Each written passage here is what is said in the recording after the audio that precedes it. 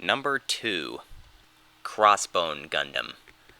This is another quite popular one that has an increasing amount of characters and mobile suits appearing in video games and models and action figures being made. There's already a decent collective desire for a Crossbone anime among fans, to the point where some people are getting sick of hearing it and insisting that it's overrated or even that it's actually a terrible manga. And sure, there are some issues one can have with it. My biggest one being how the villains, or at least main villains like Dogati or the Callisto brothers from Crossbone Steel 7, are rather one-dimensional as characters. Made no better by their frequent and grating rants, monologues, and proclamations that sometimes feel like they're supposed to give us some insight into who they are as characters and why the things they do make sense to them and their followers, but to me they still never really came across as anything but crazy. From what I remember at least, any attempts to convince the reader otherwise were too little too late, or just felt disingenuous. So, wait, if I'm supposed to be promoting this series here, why go out of my way to talk about a big problem with it? Well, in a weird way, I feel like that actually kinda helps me promote it. Even acknowledging its weak points, I still gave it second place on this list. That's how damn enjoyable Crossbone Gundam still is at the end of the day. That's how much I like the aspects of it that I like. And even if the villains I mentioned are weak as characters, they do still serve their purpose of being threatening just fine, and at least have very memorable designs and gimmicks. So, what's the manga actually about? Taking place 10 years after Gundam F91, it follows young Tobia Aranax, who is pulled into a secret war between the forces of the totalitarian Jupiter Empire, who are preparing to invade and conquer the Earth sphere, and the Crossbone Vanguard, supposed space pirates who are actually working to stop the Empire. Leading the Crossbone Vanguard are Lady Bera Rona and ace Gundam pilot Kincaid Now, who are in fact Cecily Fairchild and Seabook Arno, the protagonists of Gundam F91. And while in that movie they weren't really fleshed out enough due to how cluttered and oddly paced it was, here time allows their characters to become more defined and likable, especially with Seabook taking on the role of Tobia's mentor and big brother figure. The designs of the Vanguard's mobile suits and flagship indulge in piratey aesthetics to the point where it is kind of silly, but it works here. That stuff just makes it all more distinct and fun. Like a Stray, Crossbone benefits from being a bit more simple, straightforward, and charming, as opposed to being a really dark, serious, ambitious war drama like a lot of other Gundam stories. It can definitely be serious, smart, and engaging where it most counts, with the exception of perhaps the main villains, like I said, but more than anything else, it always felt like an exciting adventure to me, and I think we could really use more Gundam series like that getting the full animated spotlight.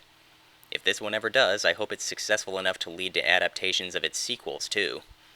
They go on to treat us to a Jovian Gundam piloted by a biocomputer based on Amuro Ray, mobile suit piloting new type monkeys.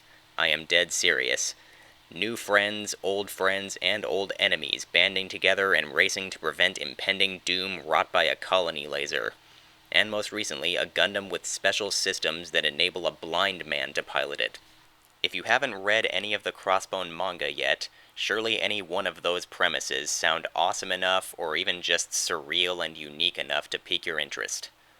Even though not everything about it hits a bullseye, Crossbone Gundam just has so much identity and entertainment to offer that it has to be my number 2 pick. Number 1. Gundam École du Ciel. To those of you who speak French, I apologize if I mispronounce that title. And to those of you who have never heard of this manga and are wondering why I would think it has any chance in hell of getting an anime over all the other manga and novels, well, I'm not exactly saying it does. From what I can tell, it doesn't seem nearly as popular and demanding of an anime as Crossbone, and there's practically no gunpla from this series at all. But even though it's probably just wishful thinking, I have a hunch that, since at the time of this video the manga is still ongoing since 2002, maybe they've been deliberately refraining from merchandising it too early because they do have some interest in adapting it after the manga finally finishes. But with nothing concrete to back that up, that's all it is for now, just a hunch of mine. What I've read so far only amounts to a small fraction of the story, but it's pretty interesting already, and what little I know about later developments really make me eager to catch up.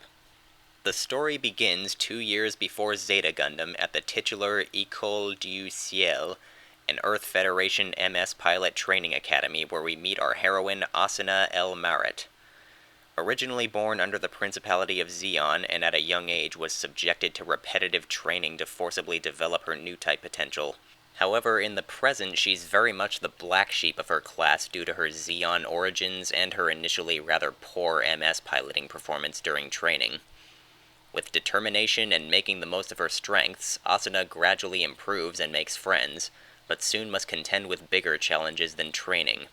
With the Titans and their new type weaponizing ways on the rise at this point in UC history, the Academy creates quote-unquote accidental dangers during MS training just to draw out new types among the students. And as Asuna's new type senses do develop, they prove to be just as much of a burden as they are a help when she and her classmates are thrust into real battle. Our heroine's journey for survival and finding somewhere to belong lead her to reminders of her old days as a Zeon guinea pig, space pirates, the Aeug, the inevitable Grips conflict, friends dying, friends becoming enemies, and probably lots more good stuff I haven't yet had the pleasure of reading about. A lot can happen in 12-plus volumes of manga, so I'd imagine Asuna's character has probably come a long way since her reluctant, ridiculed underdog with untapped potential status at the start of the series. There's even a deliberate sort of ugly duckling thing going on, with the way her character starts out and with her initially piloting the odd-looking GM Canard training MS, but improving over time and eventually piloting the much stronger and elegant-looking Lacine, which is French for the swan, apparently. I feel like an anime of this series, while maybe not as likely to happen as I wish it was, would be a good move nonetheless. If they give it the chance, it could be the next Unicorn, or at least I think it offers some elements similar to those that made Unicorn so appealing and successful. It gives us a return to the Universal Century, in this case expanding upon the Zeta Gundam period, and from what I've heard, Zeta remains pretty popular in Japan, so there's another reason this manga in particular would be a good candidate for a new anime. It gives us a story and main character that are handled from a refreshingly different angle than what we usually see in Gundam, but they can also still exhibit a classic Gundam feel when they need to. It gives us some interesting supporting characters partially shaped by the 1-year war, like Yahagi, the wary and devoted instructor who is rumored to be a new type, or Arisia, a classmate who regards Asuna as kind of a friendly rival, though less and less friendly down the line as Asuna's talent blooms and Arisia's drive to become the very strongest grows.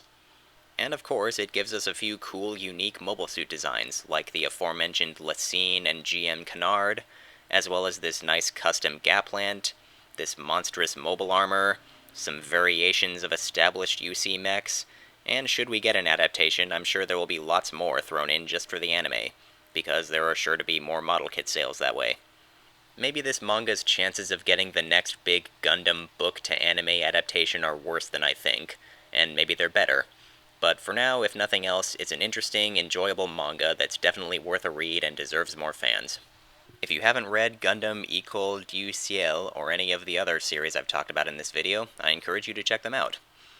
That's my top 5 Gundam manga and novels I hope become anime. With any luck, maybe at least one of them actually will one of these days. Fingers crossed.